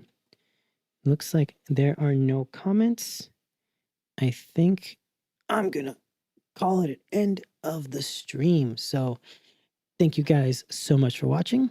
Thank you guys. Thank you everybody for the comments and questions. Dude, really good to see Jeremy again. Oh, you should do shorts on quick wing tutorials for more exposure. Oh yeah, actually I was doing shorts for a while. It's just I got really busy. Yeah, for sure. I'm super down. I would be down. Hey Farshad, how's it going? Yeah, dude.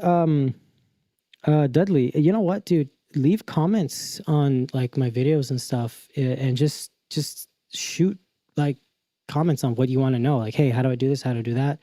I have no problem doing a short showing people how to do that. What's up, Farshad? You kind of got here at the very end of the stream. I am about to get offline, It is almost 2 a.m. here, and I am tired. I have to be up in the morning. I have 2 kids. So yeah, have a good night, everybody. Dudley, please leave comments on my other videos or on my other shorts with any questions you have, and I will be more than happy to make some shorts showing you guys how to do that stuff. All right, you guys, have a good night. Thank you guys for watching. And Farshad, I'm sorry you got here so late, but the stream's been going on for 2 hours. I'm kind of tired, so maybe next time. All right, have a good night, everybody. Happy New Year. Happy New Year. Thank you. Thank you. I hope you had a Happy New Year as well. All right, good night.